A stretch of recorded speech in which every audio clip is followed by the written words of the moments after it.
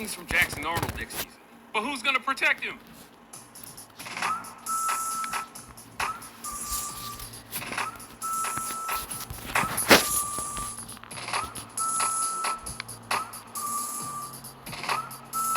Welcome on into the Auburn Express, powered by the War Report. I'm your host, Mike G, and thank you so much for giving us one of your sports listens today. Joining me as he does and everything War Report related is my good friend Ike Jones to talk a little Auburn football. Before we get started, just want to let everybody know if you're watching this on replay and you want to support the content we're doing like you do on the lives, just go to the comment section and hit that super thanks button for us. We appreciate you guys for helping support our content, keep the work that we're doing here going. Let's get into it. Auburn is expecting big things from Jackson Arnold this year. As a matter of fact, on a previous segment, you and I talked about this young man going north of 3,000 yards passing, north of 20 touchdowns, less single-digit interceptions.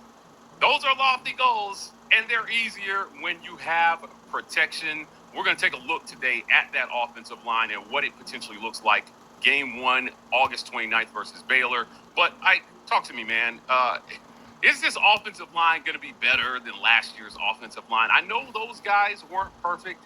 They did a serviceable job in some aspects, but still, I think all would agree pass protection is a little behind where Auburn would like it to be. Yeah, I mean, I do think that Auburn got better up front. As you said, the offensive line last year wasn't perfect, but I think that they were good. Probably more middle of the pack than anything. But I think if Auburn can find a way with their offensive line to get them some rhythm and stay on the field a little bit, and allow them to go out there and be a little bit more aggressive with run stuff. I mean, these guys, listen, man, offensive line will tell me they like to run block because a run blocking is more forward and it's more like you get the man, but you got to earn the right to be able to do some of that stuff. And I think Auburn just needs to give them some more opportunities to get out there and get the physicality going.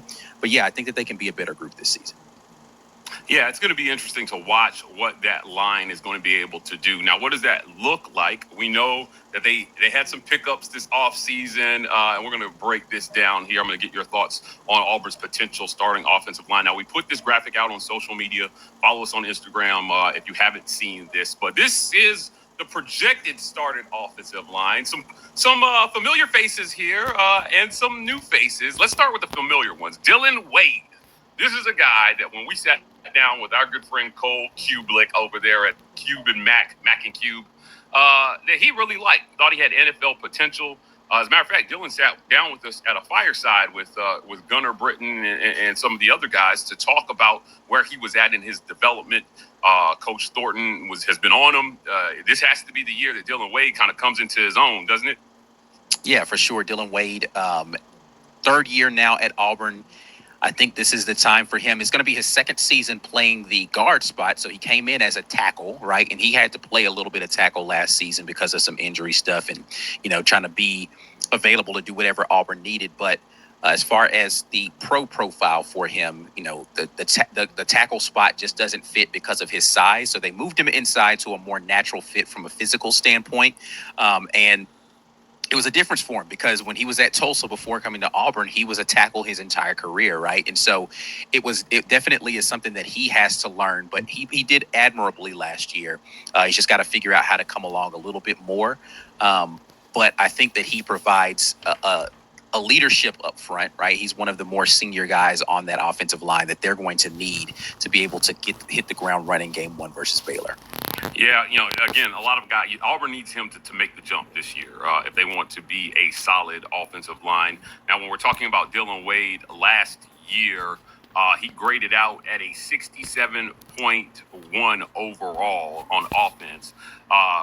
He was a little better in run blocking. You mentioned those guys liking run blocking than he was in pass blocking. PFF gave him a grade of 70.7 on the season in run blocking, and 62.4 in pass blocking. So there's some work to be done there on the pass blocking game for Mr. Dylan Wade. Moving right along here and going back to our list, I want to talk about Connor Lew, the freshman that made a splash last year. Auburn seemingly got a jolt of energy when Connor Lew took the field. He will be the second quarterback on the field. How are you feeling about Connor Lew anchoring the offense there at center? Yeah, I mean, Connor Lew is a guy that he has the ability to be an all SEC caliber player. Last year, his first year as the starter, and he's going to come into this season having that experience now as an SEC starter to really make his way because he's a guy that people are expecting to get up out of here. Go to the NFL draft. And he needs to have a very solid season to do that kind of thing. When he came in that first year. As you said, kind of in reserve duty, and then and eventually earned the starting spot. He was a breath of fresh air. And now is the time for him to kind of take that spot and be the guy. He's been touted by his coaches as an excellent communicator, as a guy who knows how to get people lined up properly. Now he just needs to be a little bit more dominant from a physicality standpoint out there and really be a people mover up front. Particularly in his ability to pass protect and understand kind of the twist and stunt games that they want to play up front. Yeah, Connor Lew definitely was a dude there on offense for him. He's a guy. So what you want to see from freshmen, right? They come in, they come along quickly. They earn a starting spot. He got his chance. He certainly took advantage of it. This year could be a big jump, and for a lot of players, they say one of the biggest jumps that you make in your career is from year 1 to year 2. You see players make a huge leap. Connor Lew set there for a breakout season on the offensive line. Coming at back here, I want to talk about Jeremiah Wright. How do you feel about Mr. Wright? I have mixed feelings, but I'm going to let you start on this one. I mean, Jeremiah Wright, again, is a guy from a physical standpoint. He's super dominant up there. He needs to figure out some stuff with his technique a little bit to make him more consistent, particularly in how he pass sets. But his physicality is undeniable. I love when Jeremiah Wright is in that mode and he is really out there dominating the player that's in front of him. I want to see that a little bit more. He, again, is one of those guys, I think, when they're out there and they're in that run, we're going to, we're going to run the football. Doesn't really matter what you line up in. He's a guy that relishes that opportunity, and hopefully Auburn will give him that chance a little bit this season and just let him play behind his pads a little bit. He's had injury concerns, of course, throughout his career at Auburn, but physically, I think that he's a gifted specimen out there, and I'm looking forward to a final year from him that's going to look something completely different than what it's looked like in the previous seasons. I'm going to jump back here. I neglected to mention Connor Lew received a 73.4 run blocking grade from PFF. He received a 79.9, let's just call it 80, an 80 pass blocking grade from PFF, Auburn's highest graded lineman in pass blocking last year. Yeah. Now, jumping down here to Jeremiah Wright, he received a grade of 60.8 in the run game. Going to need to make some improvements there, 73.4 in pass blocking. So certainly he's got room to improve, on both sides of the ball there. But experience should pay off again. Should see a big jump for him this year as well, too. Let's get to the next guy on our list. Xavier Chaplin transfers in from Virginia Tech. Look, he got there in the spring, and, whenever a guy transfers in, it is projected to start, even if it's in the spring. Certainly big things will be expected. Talk to me about Mr. Xavier Chaplin. He received a season grade from PFF of 70.4 in run blocking, 72.7 in pass blocking. Solid on both ends. His experience should pay dividends for Auburn. Xavier Chaplin projected to be on Auburn's starting offensive line game 1. Yeah, I mean, listen, Auburn has not had solid offensive tackle play in a while, right?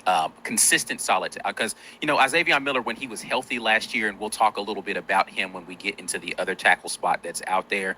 When he was healthy, he was good in his second season with Auburn.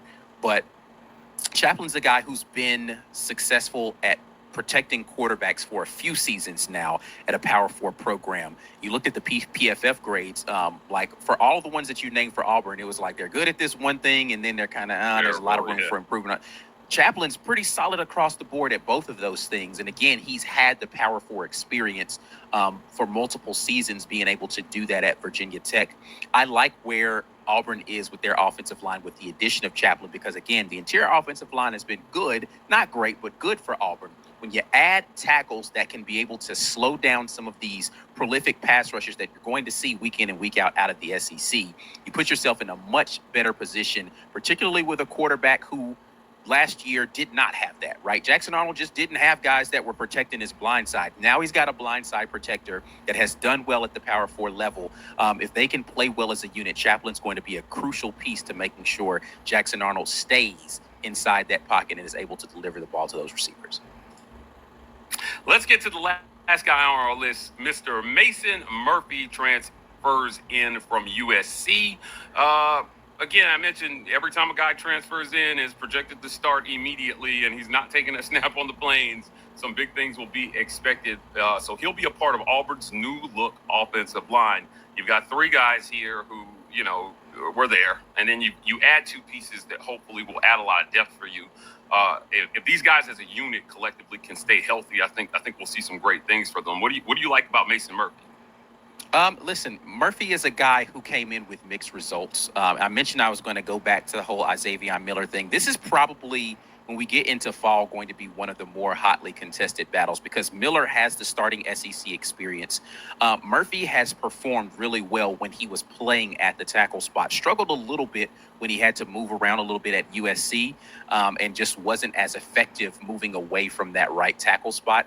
Moving back to that with Chaplin being able to be the left tackle, I think is going to pay dividends for him. But I think that that's going to be an ongoing battle between Murphy and Miller as to who's going to be the right tackle consistently. Again, Miller battled through some injury stuff, but I do think Murphy has the stuff to be. That's why right now I've got him slated as the starting tackle for Auburn, but that could absolutely change because I'm not counting out Xavier Miller, who made the decision to come back to Auburn for that final season. So I like Murphy a lot, though. If we're looking at the tape, Green Name Game, I got y'all on this Murphy tape. I got some tape for y'all, but I liked what I saw on the tape from him. But he and Miller, I think, they're 1A and 1B right now for that other tackle spot.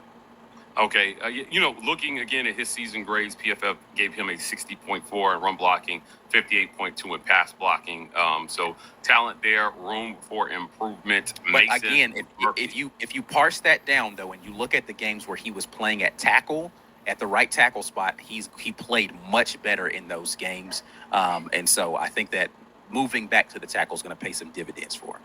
Yeah, it looks like, again, received some really high grades versus Rutgers and Maryland. Is two of his best games this season.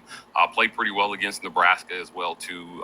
And then he had a decent game versus Notre Dame to end the season. So certainly you could see there where maybe if they were moving him back and forth, if you're out of position, sometimes those grades will go down. That's not always reflected here on what we see. But let's take one more look at the list before we get to the break. Xavier Chaplin, Dylan Wade, Connor Lew, Jeremiah Wright, and Mason Murphy, Auburn's potential starting line come game one. The guys that will make or break Jackson Arnold. But will they truly make or break Jackson Arnold? Or is there a plan? Is there a scheme that will get Auburn through if the offensive line falters? We'll talk about that after a quick word from our sponsors, our friends at Golden's Cast Iron. Visit goldenscastiron.com and use code REPORT to get 15% off your weights and code TWR for $65 off fire pits and Kamado Grills. Golden's Cast Iron. It's the spring. You want to be outside with your family making memories this spring and summer. Golden's Cast Iron can help you do that. Work out, grill out, chill out with Golden's Cast Iron. Also, our friends at the Rogue Shop. Visit rogueshop.com. Use code REPORT to get 15% off that Rogue Shop order. Pain, sleep, stress, anxiety, whatever ails you in life, the Rogue Shop has something that has you covered. Boss getting on your nerves? Don't slap them. Get something from the Rogue Shop. Girl getting on your nerves? Dump her and get something from the Rogue Shop. TheRogueShop.com. Solving problems in many different kind of ways. And our friends at the Vibe Vault. Not just barbers, lifestyle consultants. You can find them at 3462 Crosswinds Road, Suite I in Phoenix City, Alabama. My guy Steve Watkins helping keep the community fresh. Let's jump back into the conversation here. Look, it seems like for years and years and years, every time an Auburn quarterback has faltered, fans have said, our offensive line wasn't so terrible, we could have an offense. I have always felt strongly that when your offensive line is not great in pass blocking, if you have a quarterback that's accurate enough and quick-triggered enough, there is a scheme where you can scheme around a bad pass blocking offensive line. Now, that requires receivers to run precise routes and pretty good ball placement from your QB. But if Auburn's offensive line falters in pass blocking this year, what do you see from Hugh Freeze here? I mean, I'm giving them a pass on run blocking. I feel like they're going to be pretty good run blocking as a unit. We haven't seen anything in recent years to suggest that they can't run block. So I'm giving them that pass. Pass blocking has been the bugaboo. What do you think about pass blocking here? And you know, you've got two quarterbacks potentially that can make things with their legs in case pass blocking breaks down and keep plays alive. Well, three, really. Ashton Daniels has that ability as well. But yeah, to your point, the pass blocking has been left something to be desired. Let's just say that. And, you know, I think there's going to be improvement in that because there's better depth this year with your ability now. Again, I talked about the battle at right tackle. So you've got two solid guys that can play there. And then, with Wade still being on the team and his ability to kick out to that tackle position, should Chaplin falter for whatever reason, I like your depth of being able to do that sort of thing. And then on the interior offensive line, I think that you've got multiple guys that haven't had a lot of experience, guys like Drake Carter, right, that are in there in that interior offensive line. Tate Johnson that are there that can step in and play if need be. I'm looking forward to them doing better. But to the question about what is Coach Freeze going to do if it doesn't happen, right? Like if Coach Freeze sees, man, we're not blocking them well up front, that is where some of the quick passing game has to be, to your point, efficient. Like you've got to be on point with the timing of how you're going to be delivering the ball from quarterback and being where you're supposed to be with your wide receiver routes. And then lastly, something that Auburn struggled with, and particularly more so in the first season, got a little bit better in that second season, exterior blocking, right? Throwing those screens are great. If you don't block it up, it's easy for DBs to blow that kind of stuff up. But if you block it well and you've got the numbers because you made the decision, all right, we only got 3 DBs out here on this side and we got 3 wide receivers. This is a perfect time to throw a little bubble screen with the safety over the top. Cool. Let's throw that. You got to block it at the point of attack because you have the dynamic pass catchers that can get upfield and make guys miss. It's going to some precision is going to be necessary to be able to do that. Interestingly enough, Ike, Auburn's worst pass blocking game of the year was versus Kentucky. They were at Kentucky, and the Tigers won that game 24-10. But they gave up 4 sacks, 5 hurries, and 9 pressures in that game. They graded out, let me go back here because the number was astounding. They graded out as a 30.6 as a unit in pass blocking. That number could not be redder on the stat sheet. Like, there's a special red for how bad they were pass blocking in that game. Conversely, right, like they were 73.9 pass blocking in that one, and you and I both know how that game went in the run game. It was one of Jarquez Hunter's better games of the season, if not his best game of the season. It was a career day for him. They had like 278 yards or something like that. Yeah, I mean, he was a monster in that one. Certainly, Auburn just ran wild, and it sparked the, why don't we run the ball more conversation. Right. Why aren't we running the ball more? Why isn't Jarquez getting 20 touches a game? A lot of fans wanted to know after that Kentucky game. Felt like it was a no-brainer to kind of stick with that, with that strategy there. But I did want to point out as a unit, that was their worst game pass blocking. You know what? You're not going to win many games where you pass block that badly. I would say that if not for Jarquez's kind of like heroic performance in that one, it would have been a rough game for Auburn, I think. Right?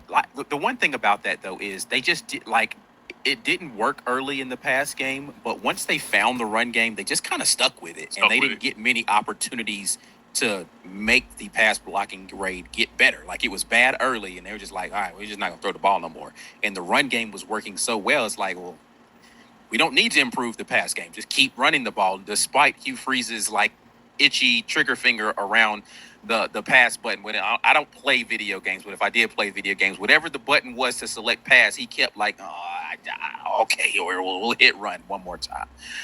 But Yeah, I think that that unit as a whole was decent, right? Like if you look at how they graded out versus the conference last season in run blocking, PFF lists Auburn's run blocking on the season last year, regular season only. I'm looking at this fifth in the conference at a 68.5 overall. Yeah. Their pass blocking in the conference was seventh at 70.1, right? So they're middle of the pack pass block. And this is what I mean when I say that, like they weren't as bad as you think they were. In your mind, you're like, oh, they were so terrible. And it's like, well, if you trust the grades. Hey, everybody. We had a record year on TikTok. Record year. Over 1.8 billion views. What you are about to watch, it got us over 1 billion views. This is the $1 billion contemplation video. This video that you're about to see, 1 billion people saw. Who knows what it means for the election and for the civilization? 1 billion people saw these videos. Here we go. What's your name? None of your business, unfortunately, but Okay, hello, nice to meet you. None of your business. thank you, I appreciate it. So, do you love America? Yes, I do. I hate America.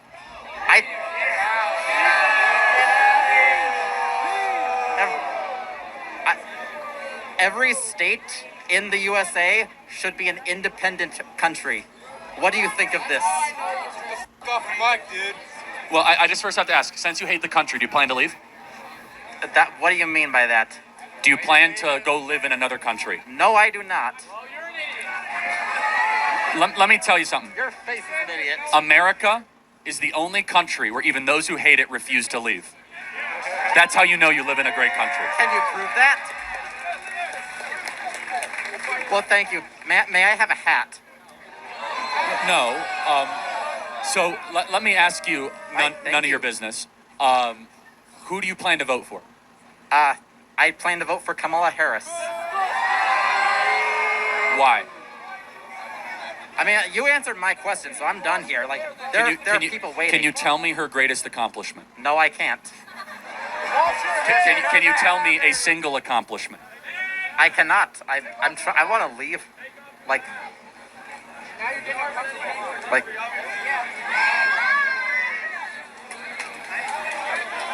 Everybody, do me a favor. Please be respectful, okay? Hello. So I have a few leading questions before my main one. Because I have to be honest, I don't really know that much about you. So would you say that you're very religious? I am religious. However, every one of my political positions is defensible from a non-religious perspective. Okay, great. So I was under the impression that your beliefs on abortion were stemming from your religious beliefs. Well, at the core, that is correct, but I can get that it is defensible from using reason and prudence, as I have done the last couple of Cool. So you're not trying to illegalize abortion based on the Bible? Well, no, not based on the Bible. My personal conviction comes from the Bible. I want to make abortion illegal because it is the only applicable extension of laws we already and standards we already have in the West. Correct. I'm sorry, can you maybe rephrase that? Eliminating abortion is the only logical step while we apply the standard we already have in this country to unborn life. So we have murder laws. Yes. Therefore, murder laws should apply to unborn life as it does to born life. Okay. So, again, reiterating, you're not trying to instate laws based on Christian beliefs because that would be unconstitutional, right? Well, not again, sort of, but no, I am not using scripture to defend my beliefs. However, my personal convictions start with scripture, but the political views that we're talking about here are all defensible using reason and Western tradition. Okay. So, great. That's all I needed to know, that you weren't trying to instate laws based on Christian beliefs because I would not be able to support anything that was so blatantly unconstitutional. But thank you for clarifying that for me. I had a whole thing ready, but I guess that wasn't necessary. Thank you so much. Well first of all, just tell me more about how you view politics, or what. Is that okay? Or if not, and feel free to walk away. I'm not maybe here. not in this crowd. That's okay. Thank you. What's your name? My name is Archer. Archer, thank you for coming up, and I hope you have a great day. Thank you so much. Thank you for clarifying. And let me just say one last thing. I could tell you probably have a negative impression of Christianity, maybe. I hope one day we can earn back your support to making Jesus Christ your Lord and Savior. I'm sorry if the church has failed you in that way, because I do have strong religious convictions and beliefs, and there is a God who made you and loves you, and he sent his son to die for you. Her name is Mom. Okay, well, thank you. I do appreciate Thank you. the candor and the courage to come up here, but we will pray for you. Thank you. Okay. I can't get out. Thank you, Archer. Are you voting for Kamala? I am. Okay, what is her greatest... Hey, free speech? Free speech? Yeah, they have the freedom of speech to boo you. That's right. Do I have the freedom of speech? Okay, so if I boo them, then it's an impediment of freedom of... No, but I just gave you an open mic for 15 minutes. Let's just tell me, what is Kamala Harris's greatest accomplishment?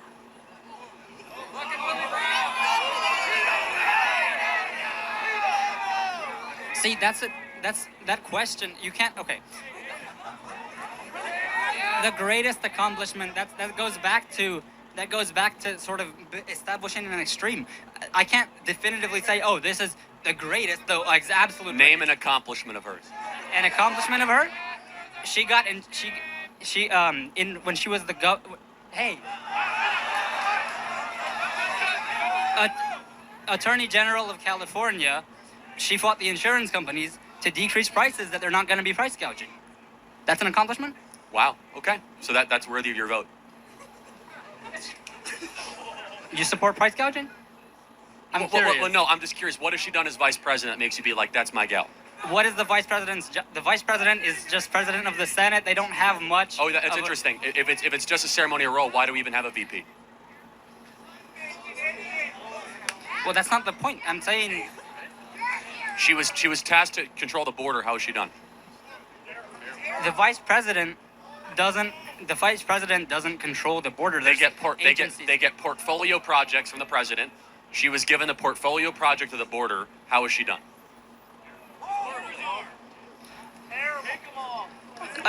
Again, she doesn't make any individual. I don't think she makes a top-down decision about the border. She made a decision to reverse 50 Trump executive orders. Do you think Kamala Harris has done an objectively good job managing our border?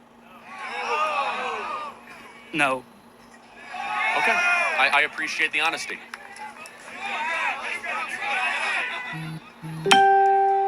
Thank you.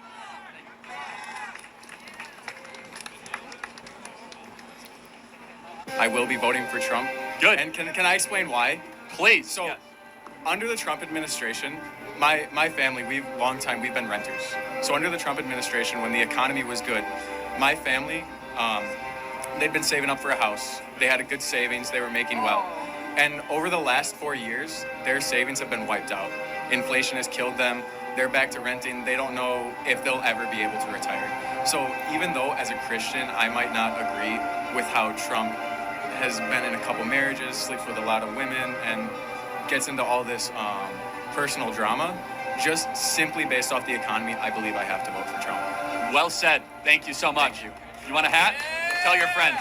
Love it. So I tend to lean liberal on a lot of issues, and I'm kind of torn on the election. I want to try to win you over as a liberal for Donald Trump. So you're going to give me a chance, okay?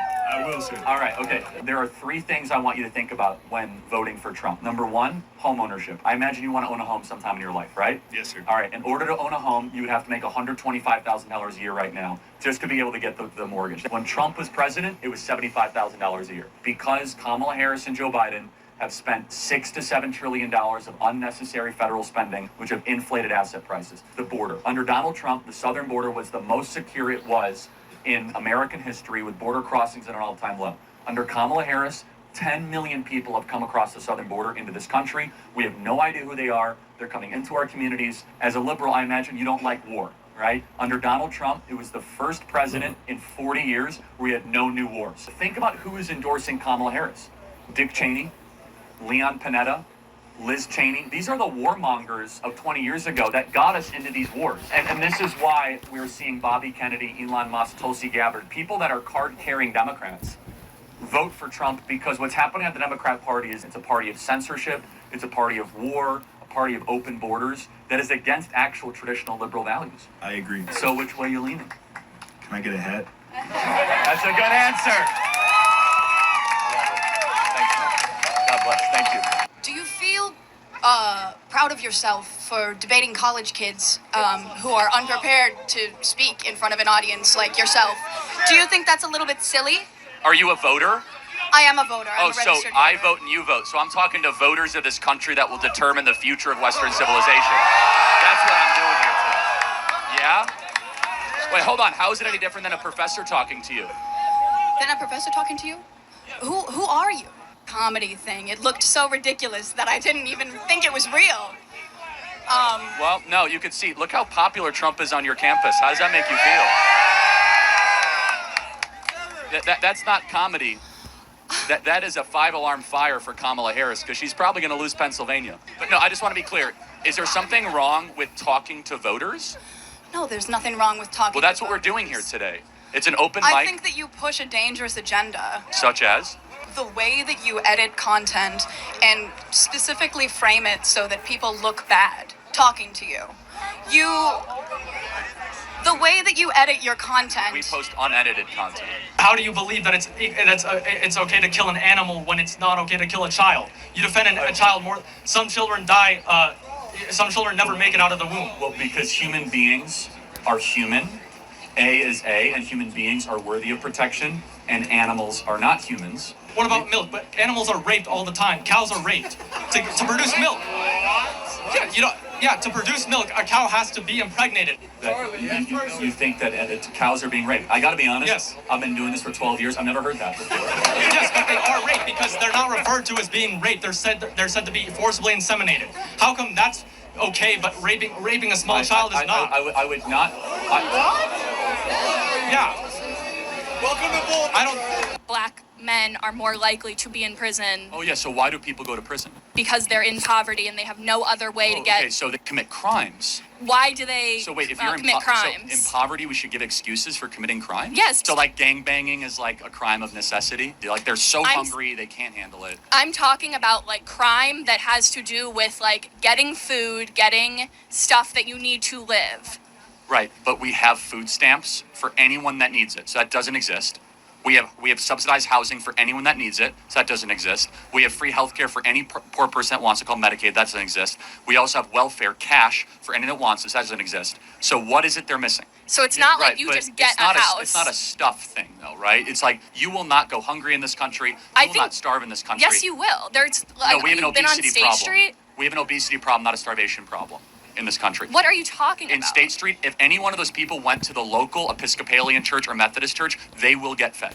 I guarantee it. If they go to a local food shelter, they will get Okay, fed. but I'm talking. Okay, housing. For housing. If we have Section 8 subsidized housing in this country, right? If you want to have a roof over your head, you can have a roof over your head. What's your greatest accomplishment as vice president? Being the first female all-black president. We've never had that. No. Like I got that. But like, what's your accomplishment that made people's lives better? I don't know. Vice presidents don't really do much, to be honest. Can you name one thing she's done that's good? No, probably not. That is an As amazing of the timing of president this filming, for. can you name me how many times she sat down for an interview? I think that is a very weird point to make. Well, Why would I why? count how many times Kamala Harris has had an Zero? interview? Because she refuses to take questions from the press and media. Like, shouldn't you do that if you're the sitting vice president? Trump had a recession, right, during his presidency. I mean, he let it happen, right? He handled COVID bad enough that there was a recession as a result So of it. which criticism of Trump are you saying? That he didn't lock down the country enough or that he locked down the country too much? I don't think he did nearly enough during Got the it. beginning of COVID. He could have done a significantly better job How? of warning people for what was going to happen. Wait, what? If you look at what Trump said in March and February. Be specific. Be specific? Okay, so Trump in. Be more specific. I'm out. Slavery begins in the early 1800s. Earlier. No, Slavery? 1816 is the beginning of slavery. 1619. Oh, yeah, I guess it would be. Okay. Why are you voting for Trump? Because abortion is murder. Well, that's exactly right. I love that. But you know, Kamala could be the first female president. Voting. It's my first year voting too. I just turned 18. I love that. Yes. But what do you have to say for all of the other women that are just voting for Kamala because she's a woman? I mean, that's not the most important thing. It's not. the policies that matter. So you voting for Trump? Of course I am. Kamala could be the first woman president. I do not care. She doesn't care. Her policies are just not. I don't like them at all. You vote for Trump? Oh yeah, Why you vote for Trump? because why should we vote for a woman just because she's a woman? That's so smart. Yeah. Trump 2024. What is a woman? What is a woman? Dems can't even tell you what a woman is. Exactly. They want you to vote for a woman, they can't tell you what a woman is. Are you okay with deporting every illegal person that's here? No. Why? There's a lot of illegal immigrants here that are working their butts off for the life that they want. I don't care if they're working hard. The point is, what should the punishment be for breaking into a country? Depends on the crime you commit after you break into it. So to play that out, if someone comes into your dorm room uninvited and they do the dishes and laundry, they can stay? If I'm not gonna do my own dishes, heck yeah. They're doing my dishes for me. Cool. If they don't kill me, I'm not dead. It is what it is, man. What the fuck? I'm guessing you're voting for Kamala Harris. Yes, my queen. Yeah, okay. What's her greatest accomplishment? Well, as vice president, I'm not sure. I guess I have nothing. I'm stumped. What is the best thing she's ever done? I think some of the stuff she did as district attorney in San Francisco is pretty impressive. Such as? So like the releasing violent offenders that ended up killing people and raping women? No, I don't support that. Oh, yeah, okay. No, but I mean, like, what has she done as vice president that makes you be like, she's my queen? Right now, because she's not Trump. Oh, not Trump. No, but please tell me, why should people vote for Kamala? Give me a reason. Oh, I don't have a reason. I'm sorry. If the only way to ban abortion forever would be to bring back slavery, would you do it? No. No? No. I wouldn't bring back slavery to try to limit murder. No. Okay. What kind of outrageous question is that, by the way? I'm just curious. Just yes or no. If the only way to limit human suffering is to ban abortion, would you ban abortion? Say that again. Ask that again. If the only way to limit human suffering is to ban abortion, would you ban abortion? No. It was an honest answer. Okay. It was an honest answer. Yeah. Okay. I could tell you thought deeply about this topic. Yes. Okay. Thank you. Great. Yep. Next question. So you're voting for Kamala Harris? Absolutely. What is Kamala Harris's? What is her greatest accomplishment? She's a normal person with normal ideas, but she's done all kinds. She's done great things. Can you name one accomplishment? Name one thing. All the legislation, the CHIPS Act, the infrastructure bill. She's locked people up. Yeah. So her greatest accomplishment is what exactly? Get off the mic. She's had some good accomplishments. They passed some great legislation. Trump was in office for the first 2 years, full co-control. He made fun of infrastructure. Roads and bridges were crumbling. He was making fun of infrastructure. If Kamala was such a great president and she's going to do all these things, good legislation. Why? Again, so if she was going to fix the economy, fix the border, why hasn't she done it already? Well, the economy's doing great. We had a soft. Oh, it is. Oh, come on. Record stock market. Give me a break. Record stock market. Record job growth. Record jobs. Manufacturing up. Wages up.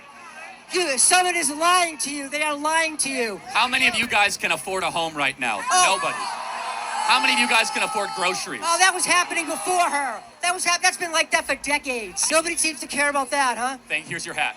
Since you're a medic, when does brainwaves begin for a baby? Within the first 4 weeks. Yeah, okay. So brainwave, how about heartbeat?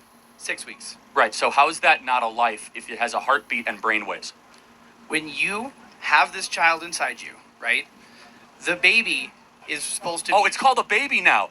Oh, not a fetus. So wait, if it's a baby, that means it's murder.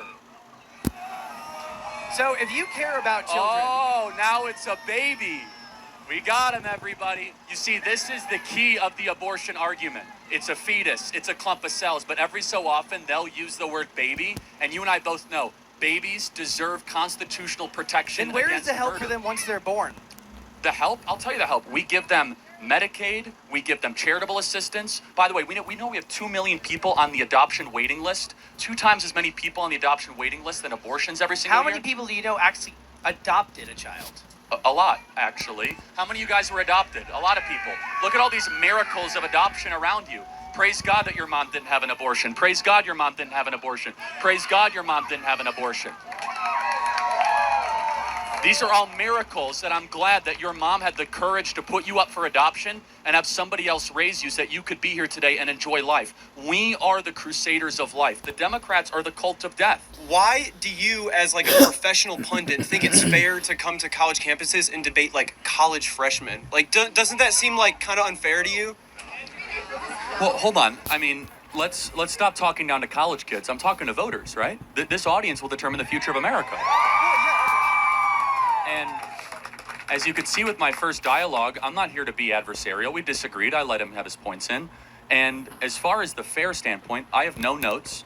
You can go bring a professor. Why don't you go bring a professor and bring him up to the mic? Okay, well, okay. Why don't you go find 5 professors that have PhDs? I didn't go to college. That's a fair fight, right? By the way, you guys are in college. I graduated high school. I'm not sure what your point is here. This is a free speech event. You could bring whoever you want. And also, you don't have to come up to the mic. But last thing I'll say is this is, don't think so low of college kids. You might, I don't. This audience will determine the future of Western civilization. And this audience might be drafted into a world war.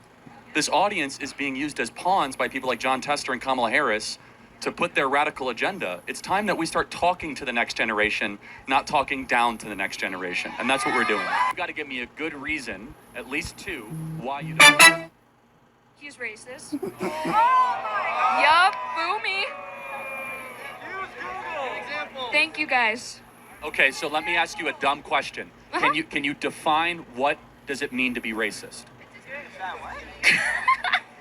Do you want me to look up a definition? No, I want you to. You said he's a racist, so you must have a definition of racism in your mind. Tell me what that definition is.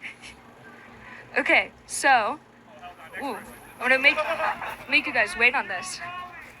Ooh, zero knowledge. Guys, please don't heckle. I want to try to understand because these words have a lot of meaning. Yeah.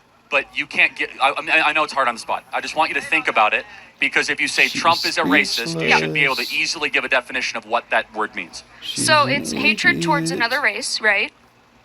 So when has he ever exhibited that? Give me clear and specific examples. You got one? Well, yeah, I heard someone say he told. She has no idea why she's talking. Yes! Okay, but let me just help you out here. Uh-huh. What, you think he's a racist because the media has told you he's a racist? Because you can't give me an example off the top of your head, and even when you phone a friend to the audience. I'm not criticizing you. Maybe the media is lying to you. Maybe the man who's being called a racist is actually someone that's trying to improve lives of all Americans.